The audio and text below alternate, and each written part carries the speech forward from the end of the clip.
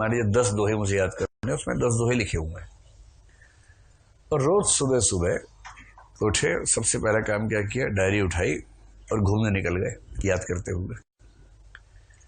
पढ़ के बोला, बोल बोल के याद कर रहे हैं, 2-4 दिन में याद हो ही जाते हैं। फिर बिना देखे बोल रहे हैं, जहां अटके वहां देख लिया, 10 दोहे याद हो गए। फिर 11वें से शुरू किया उसके बाद से, और 11 से 20 करने के बाद रिवाइज कर लिया 1 से 10 को भी जल्दी से। 4 दिन बाद क्या हुआ, 21 से शुरू किया और 1 से 20 जल्दी से रिवाइज कर लिया। और ऐसे करते करते मुश्किल से 1 महीना होते होते आपकी वो दिक्कत खत्म हो जाएगी, जिसको आपके दोस्त कहेंगे बार बार कि अरे बहुत याद करना पड़ता है। कुछ लोग तो शहीद हो गए याद करते करते, है ना।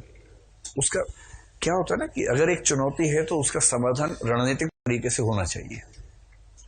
अगर आप सोचें कि परीक्षा से एकदम पहले याद करूंगा तो याद नहीं होगा, अभी से ही शुरू कर देना है। जैसे एडगर एलन पो ने क्या कहा है ये आपको पता है, तो आपको ध्यान रहना चाहिए कि भाई ये है।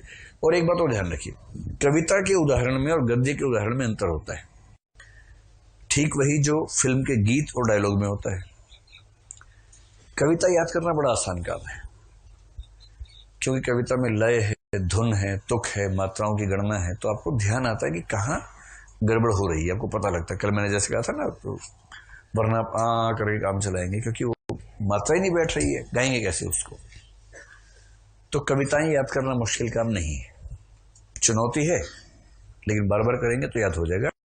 ठीक वैसे जैसे स्कूल की प्रार्थना बिना समझे याद हो गई थी आपको, आज तक याद है, मीनिंग आज तक नहीं पता है, ठीक वैसे ही गद्य याद नहीं होता है। अगर किसी कहानी की 4 लाइन एक साथ हैं, किसी को याद नहीं होती है। मजे की बात क्या है कि परीक्षक को भी याद नहीं हुई थी, आपको भी नहीं हो रही है। तो मिले सुर मेरा तुम्हारा तो सूर बने हमारा, उसे भी याद नहीं, आपको भी याद नहीं, सेम पिंच हो गया।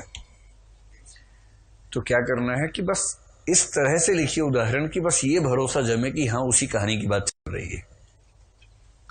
पूरे हिंदी साहित्य में 10 से 20 ऐसे वाक्य आएंगे जो बहुत महत्वपूर्ण हैं, वो एज इट इज याद करेंगे।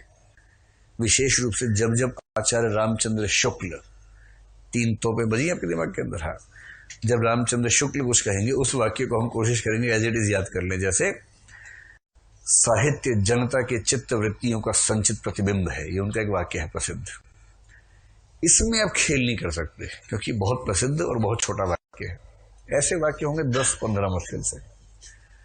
बाकी कहानी का वाक्य है, उसमें थोड़ा बहुत दाएं बाएं हो जाए, कोई दिक्कत नहीं है, बस ये सेंस समझ में आ जाए कि आपने कहानी पढ़ी हुई है।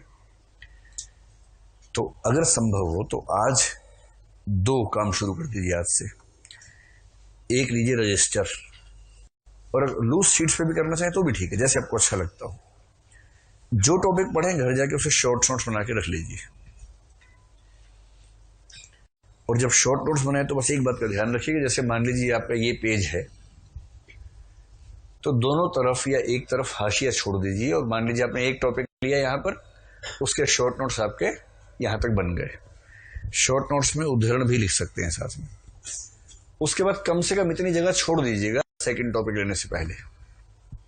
ये मैं क्यों कह रहा हूं, इसलिए कह रहा हूं कि जब आप सारा सिलेबस एक साथ पढ़ेंगे ना, तो आप चीजों को लिंक कर पाएंगे एक दूसरे से। आपको अचानक सूझेगा कि यही सच है कि बात करते हुए आषाढ़ के एक दिन से तुलना भी होनी चाहिए उसकी। आषाढ़ का एक दिन नाटक है, यही सच है, कहानी है। फिर यही सच है पढ़ते हुए जायसी के पद्मावत की नायिका नागमती से भी तुलना होनी चाहिए, कि एक तरफ नागमती है जिसका प्यार अटूट है, कोई और व्यक्ति दिमाग में आता ही नहीं कभी उसके, और एक तरफ यही सच है कि नायिका है जो इतनी विचलनशील हो गई है। प्रेम की कैसी कैसी कसौटियां साहित्य में अलग अलग बताई गई हैं, तुलना कर सकते हैं। और जो व्यक्ति तुलना करने लग जाता है ना, उसको मानते हैं कि अब वो उस विषय में गहराई पे आ गया है। तुलनाएं अभी तो मैं बताता रहूंगा, लेकिन अभी आपको फूटेंगी नहीं अंदर से तुलनाएं। आपके अंदर से तुलनाएं तब फूटेंगी जब सिलेबस आप ठीक ठाक पढ़ चुके होंगे, और जब रिवाइज करेंगे अंत में, तब आपको ये वाला स्पेस काम आएगा वो लिखने के लिए कि इसकी तुलना इससे करेंगे, इसकी तुलना इससे करेंगे, और ऐसे अपने उत्तर को और समृद्ध बनाएंगे। स्पष्ट हुआ। दूसरी, एक डायरी बनानी है आज से ही, उसमें केवल उदाहरण लिखने हैं, जो आपको लगता है कि आपको याद होने चाहिए, ये आपको खुद डिसाइड करना है कौन से उदाहरण करने हैं। एक उत्तर में जैसे 150 शब्दों का उत्तर होता है, हिंदी साहित्य में परीक्षक जो चाहता है वो ये है, जैसे आपकी उत्तर पुस्तिका ये है ना, मान लीजिए आपने यहां से प्रश्न शुरू किया, ये आपने प्रश्न मान लीजिए लिखा हुआ है। अब जब आप यहां से उत्तर शुरू करेंगे तो स्वाभाविक सी बात है कि 3, 4, 5 लाइन का पैराग्राफ तो बनाएंगे। एक अच्छे उत्तर में अगर 2 पेज का उत्तर है, 2 पेज टच हो ही जाते हैं, बेशक आधा ही हो, चौथाई ही हो, टच तो हो ही जाता है। हिंदी साहित्य में गोल्डन रूल ये है कि हर पेज पर कम से कम एक उदाहरण दिख जाना चाहिए। और फिर आप क्या करेंगे,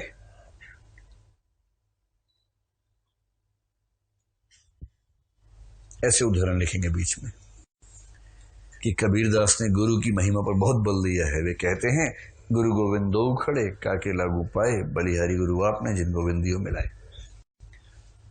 अगर एक ही लिखना है तो 2 लिखने हैं तो 2 लाइन एक साथ दे दीजिए, गुरु गोविंद दो खड़े काके लागू पाए, तो छोटा दिख रहा है।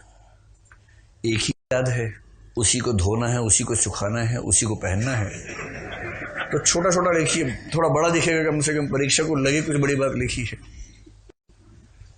और उसके बाद फिर यहां से शुरू कर दीजिए,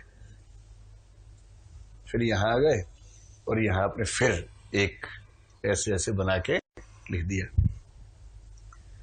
फिर यहां आए और निष्कर्ष लिख के बात समाप्त कर दी, बस बात खत्म। और अंत में ऐसे 2 क्लॉज लगा दिए ताकि परीक्षा को भरोसा जमे कि पूरा हो गया है।